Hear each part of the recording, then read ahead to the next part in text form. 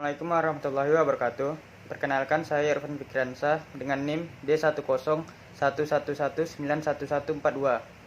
Saya adalah anggota dari kelompok 6. Anggota lain dari kelompok 6 adalah Perkenalkan, nama saya Stefani Dumanau, NIM D1011111019. Assalamualaikum warahmatullahi wabarakatuh. Saya Saputri Astuti dengan NIM D1011191093. Saya Rahmat Teguh Wibowo, NIM D101219111004. Di video ini kami akan menjelaskan materi tentang sambungan baut. Yang pertama, pengertian. Baut adalah alat sambung dengan batang bulat dan berulir. Salah satu ujungnya dibentuk kepala baut. Umumnya bentuk kepala segi 6 dan ujung lainnya dipasang mur atau pengunci. Dalam pemakaian di lapangan, baut dapat digunakan untuk membuat konstruksi sambungan tetap, sambungan bergerak, maupun sambungan sementara yang dapat dibongkar atau dilepas kembali. Bentuk uliran batang baut untuk baja bangunan pada umumnya ulir segitiga atau ulir tajam, sesuai fungsinya yaitu sebagai baut pengikat. Sedangkan bentuk ulir segi 4 atau ulir tumpul umumnya untuk baut-baut penggerak atau pemindah tenaga, misalnya dongkrak atau alat-alat permesinan yang lain. Kedua, jenis-jenis baut. Pertama, baut mutu normal atau baut hitam. Sambungan baut ini dapat terbuat dari baut mutu normal atau mutu tinggi. Baut ini dibuat dari baja karbon rendah yang diidentifikasi sebagai A307 dan merupakan jenis baut yang paling murah. Namun, baut ini belum tentu menghasilkan sambungan yang paling murah karena banyaknya jumlah baut yang dibutuhkan pada suatu sambungan. Pemakaian terutama pada struktur yang ringan, batang sekunder atau pengaku platform, gording, rusuk dinding. Mutu baut dapat dibaca di bagian kepala baut, misalnya tertulis 4.6, artinya tegangan leleh baut sama dengan 4x6x100 sama dengan 2400 kg per cm persegi. Baut mutu normal dipasang kencang tangan tanpa gaya tarik awal dan merupakan tipe tumpu. Kedua, baut mutu tinggi atau high tension bolt. Sambungan baut mutu tinggi ini mengandalkan gaya tarik awal yang terjadi karena pengencangan awal gaya tersebut dinamakan proof load. Gaya tersebut akan memberikan friksi sehingga sambungan baut mutu tinggi hingga taraf gaya tertentu dapat merupakan tipe friksi. Sambungan jenis ini baik untuk gaya bolak-balik.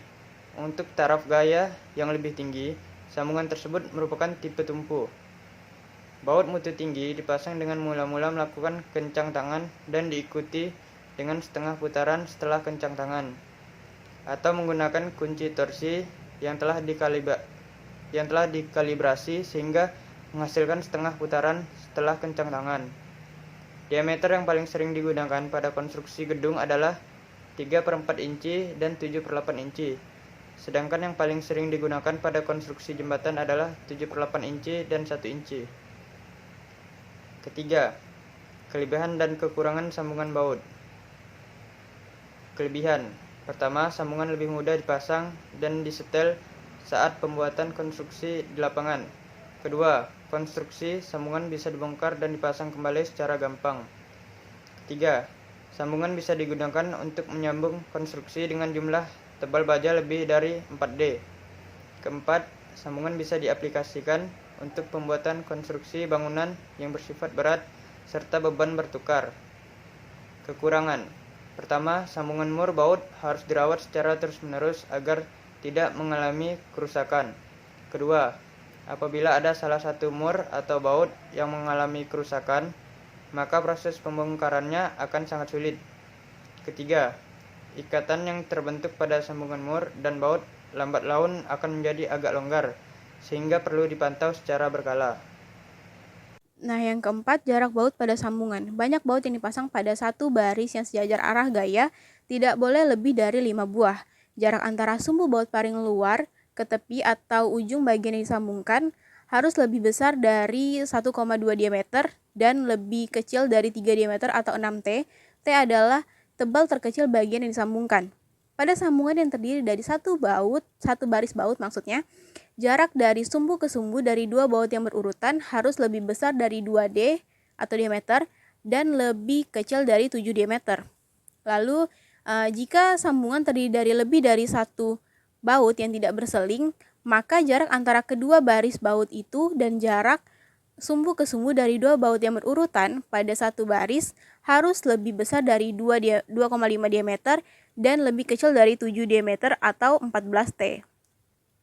Lalu yang kelima ada kegagalan pada sambungan. Jadi itu ada beberapa kegagalan yang bisa terjadi pada sambungan. Yang pertama tuh ada kegagalan geser baut, yaitu misalnya bautnya tuh bisa patah gitu. Lalu ada kegagalan geser pelat, biasanya tuh terjadi karena retak pada pelat muka atau pelat antara dua lubang baut.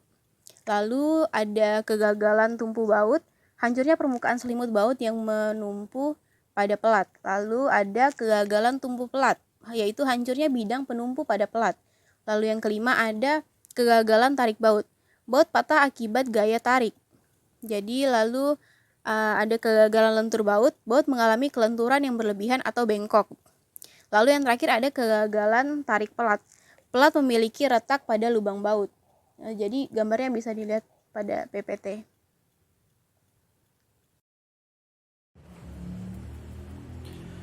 Selanjutnya, bidang kerja sambungan baut. Dalam sambungan baut memiliki 3 bidang kerja. Yang pertama, sejajar dalam bidang atau sebidang. Yang kedua, tegak lurus dalam kurung lurus bidang atau tak sebidang. Yang ketiga, kombinasi antara sejajar dan tegak lurus. Sejajar dalam bidang atau sebidang yaitu adalah pembebanan yang gaya dalam momen lentur rencananya berada dalam bidang sambungan sedemikian rupa sehingga gaya yang ditimbulkan dalam komponen sambungan hanyalah gaya geser. Selanjutnya, bidang kerja tegak lurus, itu pembebanan luar bidang lurus. Adalah pembebanan yang gaya dan momen lentur rencananya menghasilkan gaya yang arahnya tegak lurus bidang sambungan sedemikian rupa sehingga gaya yang ditimbulkan dalam komponen sambungan hanyalah gaya tarik. Selanjutnya, bidang kerja kombinasi, yaitu adalah pembebanan yang gaya dan momen lentur rencananya menghasilkan gaya yang arahnya sejajar dan tegak lurus bidang sambungan sedemikian rupa sehingga gaya yang ditimbulkan dalam komponen sambungan adalah kombinasi antara geser dan tarik. Untuk yang ke-10 di sini ada pembahasan dari contoh soal. Lalu untuk contoh soal yang pertama itu ada suatu sambungan pelat ukuran 250 dikali 12 dengan baut tipe tumpu berdiameter 25. Pelatnya dari baja BJ37 dan bautnya itu dari baja BJ50. Pembuatan lubang dengan bidang geser baut.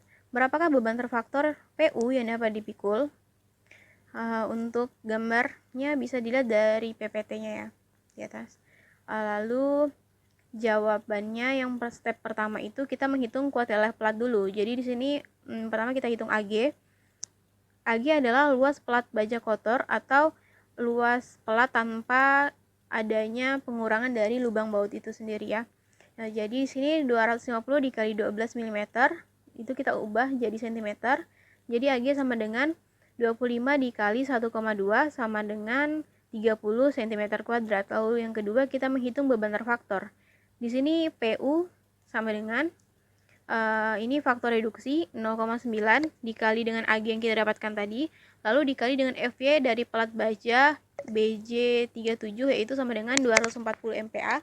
Di sini kita ubah menjadi kilogram per cm², didapat 2400. Jadi PU-nya sama dengan 64.800 kg. Lalu untuk step kedua di sini kita menghitung kuat putus pelat. Di sini yang pertama kita mencari diameter nominal baut atau DB. DB sama dengan 25 ditambah 1,5 sama dengan 26,5 mm. Jadi 25 ini adalah nilai dari diameter baut itu, lalu yang 1,5 itu nilai dari penambahan ukuran untuk lubang baut. Lalu yang kedua kita mencari nilai luasan neto. Lalu di sini rumusnya AN sama dengan AG dikurang dalam kurung N dikali diameter lubang baut dikali T plat. T plat tuh maksudnya tebal plat baja. Jadi AN sama dengan 30 dikurang dalam kurung 3 dikali 2,65 dikali 1,2 sama dengan 20,46 cm kuadrat. Lalu yang ketiga kita mencari nilai luas efektif. Di sini AE ya sama dengan 1 dikali 20,46 nilainya sama dengan 20,46 cm kuadrat. Keempat, di sini kita menghitung beban terfaktor. Rumusnya sama dengan faktor reduksi 0,75 dikali dengan AE yang kita dapatkan sebelumnya lalu dikalikan dengan FU. FU di sini dari plat baja BJ37 sama dengan 370 lalu MPa lalu dikalikan 10 jadi dia jadi 3.700 kg per cm kuadrat. Lalu didapatnya PU sama dengan 56.776 kg. Lalu step yang ketiga, di sini kita hitung kuat geser tumpu baut. Jadi rumusnya itu ada FD sama dengan faktor reduksi juga, yaitu 0,75 dikali dengan RI, ini 0,5. Ini untuk baut tanpa ulir pada bidang geser. Lalu dikali dengan FU, tapi ini dari baut. FU dari baut baja BJ50 itu sama dengan 500 MPa. Diubah ke kilogram per cm kuadrat sama dengan 5000 kilogram per cm kuadrat. Lalu di sini ada AB. AB itu sama dengan luas baut. Maka didapat nilai dari VD ini adalah 9187,5 kg. Lalu step keempat, di sini kita menghitung kuat geser tumpu plat. Di sini SI itu adalah jarak antara baut terluar tepi plat yang terbebani. Lalu ada S sama dengan 75 mm. Ini tuh maksudnya jarak antara baut ya. Lalu di sini rumus RD-nya sama dengan 2,4 dikali dengan faktor reduksi. Yang tadi itu 0,75 dikali dengan diameter baut lalu dikali dengan tebal plat lalu dikali dengan F sama dengan 2,4 dikali 0,75 dikali 2,5 dikali dengan 1,2 dikali dengan 3.700. Jadi nilai RD-nya sama dengan 19.980 kg. Lalu untuk step kelima ini kita menghitung kekuatan sambungan. Jadi di sini PU sama dengan N dikali VD sama dengan N itu jumlah seluruh baut. Jadi jumlah seluruh baut yang ada di gambar itu ada 6 lalu dikalikan dengan VD yang kita dapatkan sebelumnya itu 9187,5. Jadi didapat nilainya PU-nya itu 55.125 kg. Jadi kesimpulannya beban maksimum yang dapat dipikul oleh sambungan tersebut adalah 55.125 kg. Baik, selanjutnya yang kedua, suatu sambungan plat ukuran 200 x 10 menggunakan baut mutu tinggi HTB tipe fraction geser diameter 16 seperti tergambar seperti di bawah ini. Permukaan bersih dan lubang standar. Pembuatan dengan bor. Bila plat baja BJ41, berapakah beban faktor PU yang dapat dipikul? Step yang pertama yaitu menghitung kuat lelah plat. Yang ke-1, AG adalah luas plat baja kotor tanpa adanya pengurangan lubang baut. 200 kali 10 mm, konversikan ke cm menjadi 20 kali 1 cm. AG-nya yaitu sama dengan 20 kali 1 sama dengan 20 cm persegi. Kedua, menghitung beban pemfaktor PU. Faktor reduksi dikali AG dikali FY sama dengan 0,9 dikali 20 dikali 2500 sama dengan 45.000 kg per cm persegi, di mana faktor reduksi yaitu ketetapan 0,9 AG dari hasil yang di atas, yaitu 20 cm persegi. FY plat baja BJ41 yaitu 250 MPa. Dikonversikan ke kilogram menjadi 2500 kg per cm persegi. Lanjut step kedua, menghitung kuat putus plat. Yang pertama, mencari diameter nominal baut. DB sama dengan 16 ditambah 1,5 sama dengan 17,5 mm. Di mana diameter baut yaitu 16 mm. Penambahan ukuran untuk lubang baut yaitu 1,5 mm. Yang kedua, mencari nilai luasan neto AN sama dengan AG dikurang N dikali diameter lubang dikali tebal plat. AN sama dengan AG-nya 20, N-nya 3, diameter lubang 1,75 dikali 1 tebal plat sama dengan 14,75 cm persegi. Di mana AG luasan kontrol plat baja, N jumlah baut, diameter lubang, diameter nominal baut yaitu 17,5 mm dikonversikan menjadi cm menjadi 1,75 cm. Tebal plat yaitu tebal plat baja 10 mm dikonversikan menjadi cm yaitu 1 cm. Lanjut mencari luasan efektif AE sama dengan pemfaktor dikali AN sama dengan 1 dikali 14,75 sama dengan 14,75 cm persegi. Di mana AN sama dengan nilai luasan neto. Yang keempat, menghitung beban terfaktor. Di mana pemfaktor sama dengan 0,75.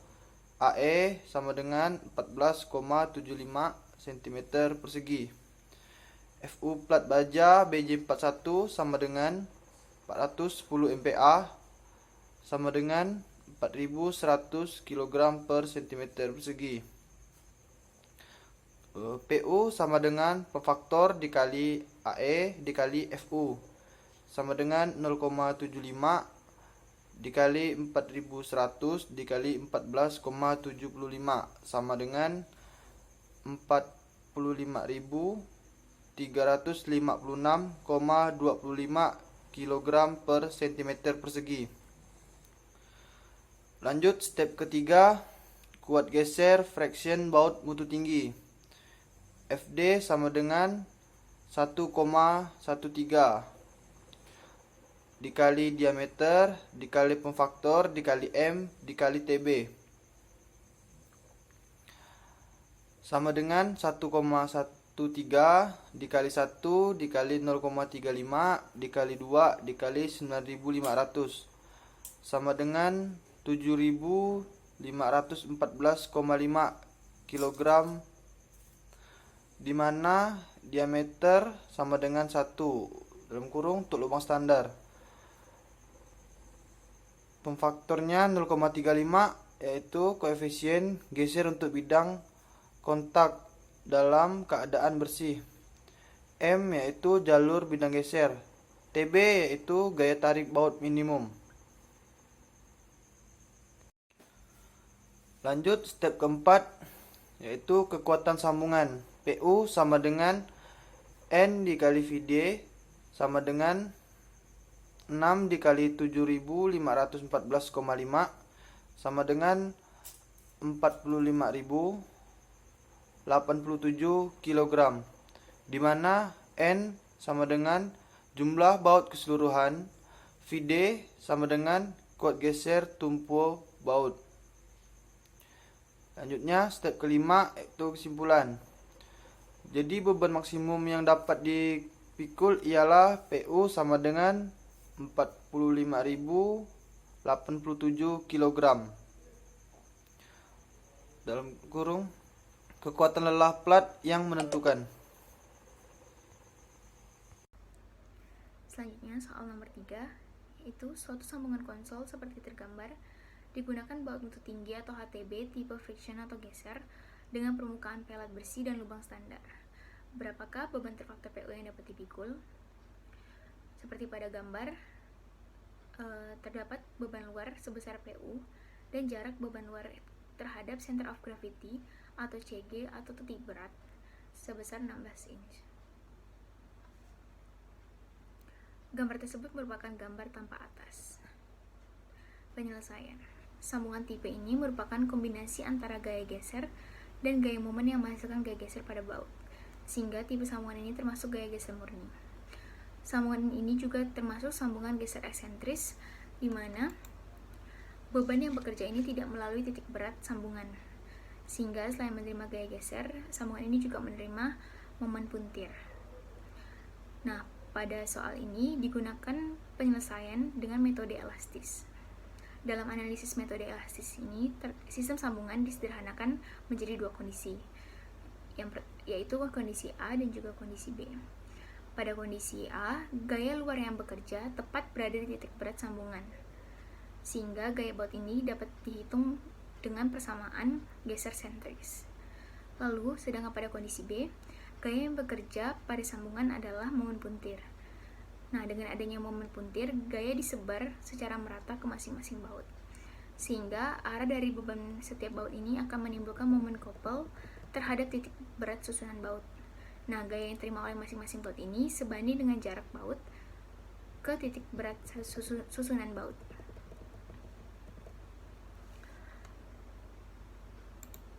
Adapun skemanya dapat dilihat pada gambar. Nah, untuk penyelesaian, step 1, yaitu perhitungan kuat nominal baut atau RN.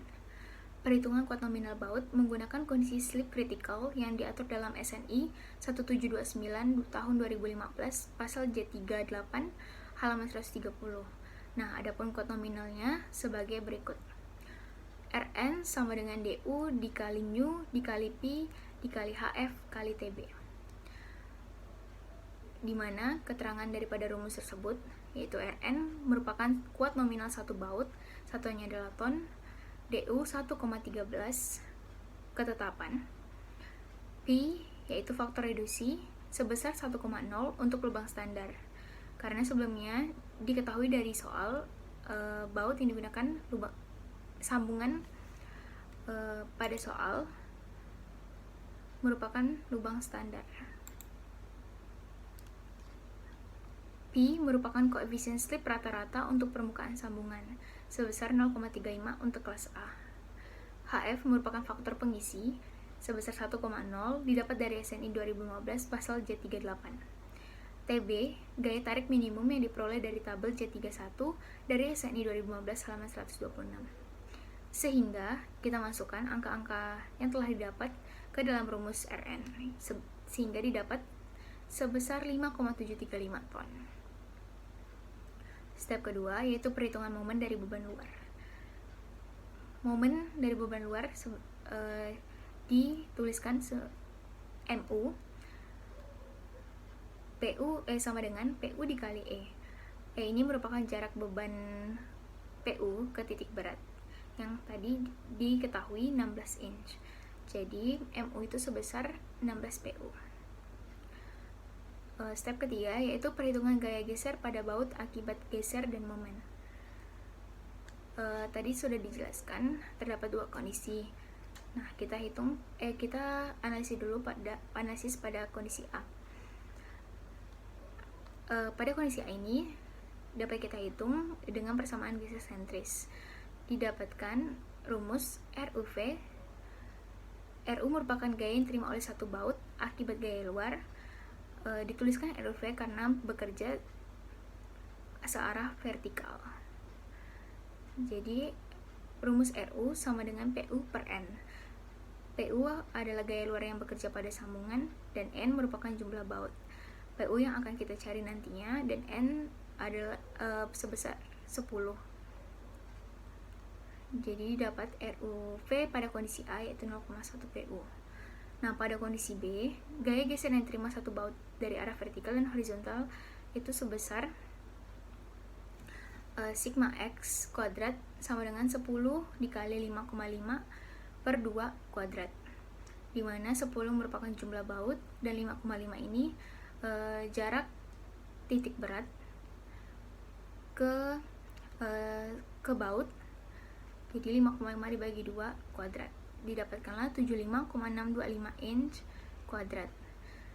Nah, sigma Y kuadrat didapatkan 4 kali 3 kuadrat ditambah 4 kali 6 kuadrat. Dari titik berat di atas terdapat 4 baut dan di bawah juga terdapat 4 baut.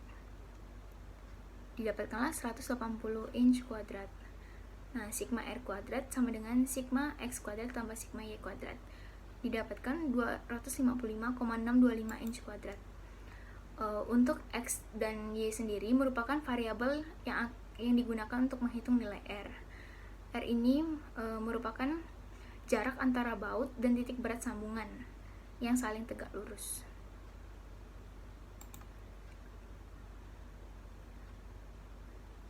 Pada kondisi B ini, baut yang dihitung adalah baut yang posisinya paling jauh dari titik tengah sambungan. Karena baut yang titiknya paling jauh, yang posisinya paling jauh memiliki gaya terbesar. Untuk kondisi B, akibat momen lentur, didapatkanlah RUV sebesar 0,1721 PU yang didapat dari rumus M dikali X per sigma R kuadrat. M tadi didapatkan sebesar 16 PU. Lalu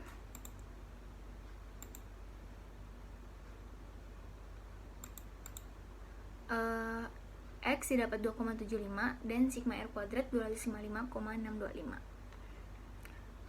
RUH rumusnya M dikali Y per sigma R kuadrat. Dimasukkan didapatkanlah 0,3755 PU. Nah, total gaya yang terima oleh satu baut terjauh dapat dilihat pada gambar. Sehingga gaya yang terima oleh satu baut tersebut adalah RU total sama dengan akar dari RUV pada kondisi A ditambah dengan RUV pada kondisi B, karena gaya yang bekerja searah, yaitu vertikal. Kuadrat dikuadratkan ditambah RUH pada kondisi B dikuadratkan. Didapatkanlah 0,4638 PU. Nah, kita akan mencari beban terfaktor. Sebelumnya kita akan mengecek ke persyaratannya, yaitu RU kurang dari sama dengan Rn dikali Pi. Nah, rumus dari persyaratan ini didapatkan